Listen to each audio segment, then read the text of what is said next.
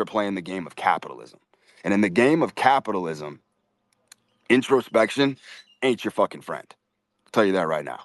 Because here's what happens. If you learn too much about yourself, there are many moments in life where you need to hit the override button. There's going to be doubt, there's going to be fear, there's going to be instruments in your mind that just simply don't want you to take a leap of faith. And what happens is when you're aware too much of your weaknesses, of your strengths, when you're aware of these things and they're always kind of floating around in your conscious mind, your body will naturally put brakes on to protect you. So there's going to be times where you want to fucking slam that fucking, you want to slam the fucking joystick as hard as you can forward. And there's just a spool of yarn that's just going to choke the gears of the machine that you're trying to whip up. You understand? Because you're just going to be too hyper aware of the doubt. It's going to come into your view and it's going to completely shatter and fuck up your ability to just trounce through shit. And that's the biggest problem because look, learning is not unconnected from movement anyway. So when you're taking a swift and vicious action, there's going to be natural epiphanies and revelations that just settle upon you regardless. So there's zero reason to force it. There's zero reason to force it. And my overarching point is the truth is not fucking practical. It doesn't do anything for you to understand your fucking weaknesses. It doesn't, what does that actually fucking accomplish? Zero. Nothing.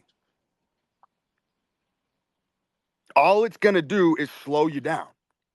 You know what I mean? And on the other end of that fucking coin, it's equally brutal. As soon as you name one of your talents, it's incredible how that shit runs for fucking cover. It's incredible. The minute you start fucking naming the reason why you're good at what you do, you're fucking done. You're eviscerating the magic. You know, I've seen this over and over again in professional sports, big names. Baseball's a fucking good example. Baseball players will go through some of the craziest fucking slumps you've ever seen in your life where they literally just cannot connect the bat to the ball. It's unreal. Like they literally will be up at the plate and just unravel for like 25 games in a row. And you know what the first thing they do? And modern academia is a huge plays a huge fucking part in this, is a huge culprit. First thing they do is go home and start analyzing the mechanics of their swing. Start fucking getting up at the plate. Now they're in their own fucking head, own worst enemy, thinking about the swing. But before the slump started, they weren't thinking about the fucking swing. They were just up there playing freely, having a great fucking time, and all their faculties were funneled and channeled together as a fucking bundled unit, and that's why they were crushing the fucking ball. But the minute they start hyper fixating on the reason why the swing is broken, guess what? It gets even more fucking broken.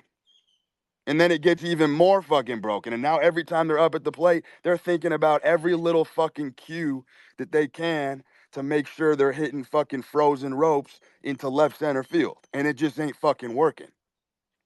And that's ultimately what a slump is. A slump is a product of intro fucking inspection. Challenge you to fucking debunk that one. It always happens like that.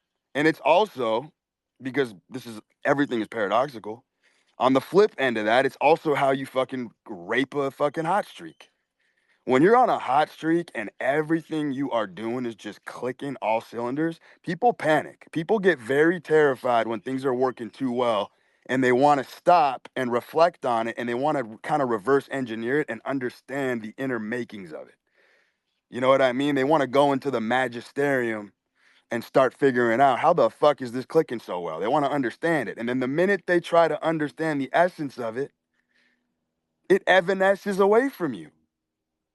It evanesces away from you. It evaporates before your very eyes, and the magic is over in that moment, and it's not coming back until you do a little more living and you figure out how to put your fucking mind to sleep again, and then you get on another hot streak.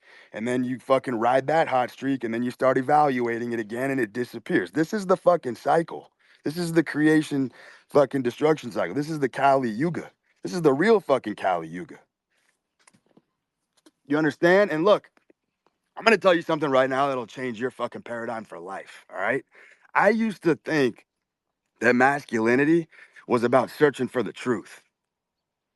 I used to think that. I used to think I got psyoped. I used to think that the masculine loves to uncover truth under every fucking stone. You know what I mean? Going the deepest fucking galleyways down into the conspiracy holes, trying to fucking uncover what's really going on. It's not the case, my friends. You know what the real fucking masculine imperative is? I'll tell you right now. The masculine don't give a fuck about the truth. The masculine creates the fucking truth, creates the truth, taking your pissant ideas inside your mind and bringing that into a visual representation into the world, literally creating truth out of thin fucking air, creating products that people use, creating ideas that motherfuckers will surf into infinity. That's fucking masculine as hell. Taking your fantasies and making them real. The truth doesn't fucking matter because the truth is malleable. There are ideas that will come in and bully in